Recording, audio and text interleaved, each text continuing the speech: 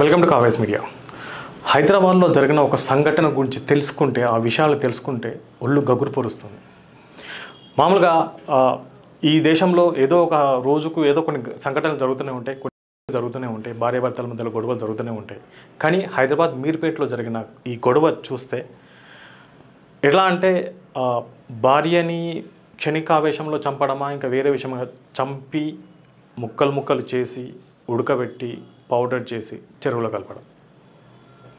అసలు ఇది ఇలా చేయొచ్చా అనేది అసలు చాలామంది అంటే ఇలా కూడా చేస్తారా అని. గురుమూర్తి అని ఒక మాజీ సైనికులో ఉద్యోగం మానేసి ఇక్కడికి వచ్చి ఒక సెక్యూరిటీ గార్డ్కి పనిచేస్తున్నాడు. వెంకట మాధవి అని చెప్పేసి తన భార్య.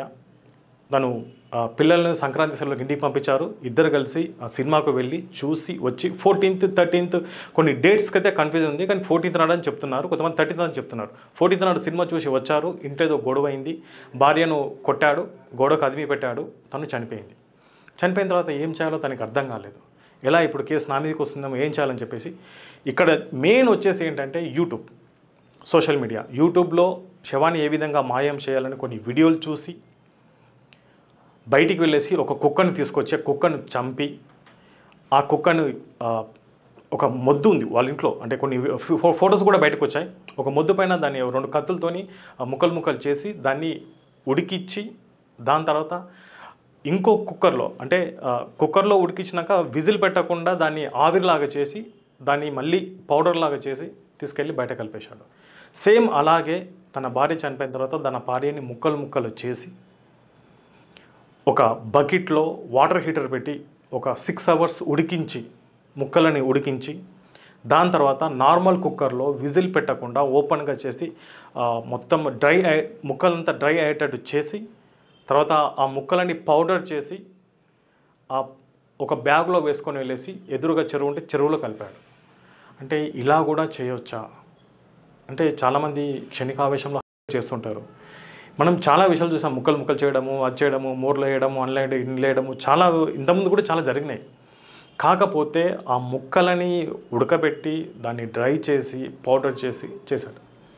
చేసిన తర్వాత ఇదంతా ప్రాసెస్ ఒక 3 days పట్టింది. 4th day నాడు థర్డ్ డే నాడే వాళ్ళ అత్తమామలకు ఫోన్ చేసి తన ఇంట్లోకి వెళ్ళి బయటికి వెళ్ళింది, రాలేదని చెప్పేసి ఫోన్ చేస్తే వెళ్ళి వాళ్ళ అత్త వచ్చిన తర్వాత అత్తను ఇతను ఇద్దరు కలిసి వెళ్ళి పోలీస్ స్టేషన్లో కంప్లైంట్ ఇచ్చి ఒక రోజు ముందు నుంచి కనిపించట్లేదు, బయటికి వెళ్ళింది, రావట్లేదని పోలీసులకు చెప్తే, పోలీసులు చుట్టుపక్కల ఉన్న సీసీటీవీ కెమెరాలు, వీళ్ళ బిల్డింగ్ కూడా సీసీటీవీ కెమెరా ఉంది.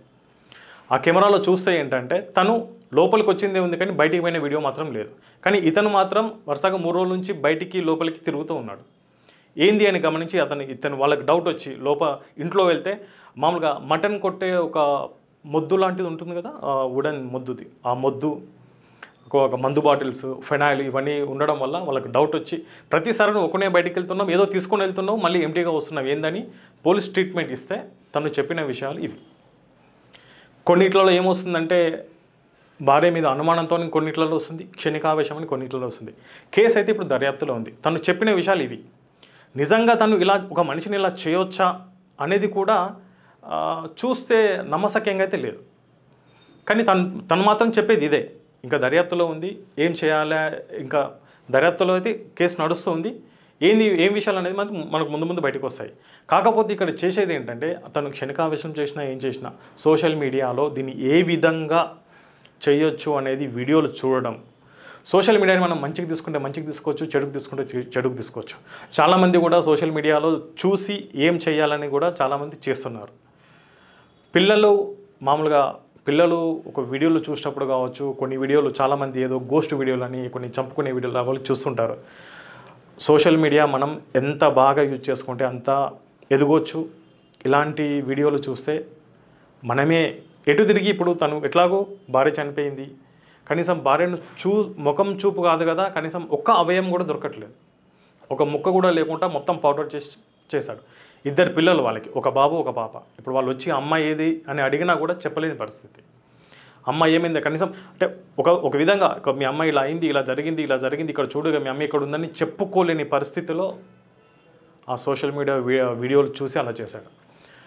చెప్పేది ఏంటంటే ఫైనల్గా సోషల్ మీడియాని మనం ఏ విధంగా వాడుకుంటే మనం ఆ విధంగా వాడుకోవచ్చు. మంచి కంటే మంచిగా వాడుకోవచ్చు, చెడు కంటే చెడుకు వాడుకోవచ్చు.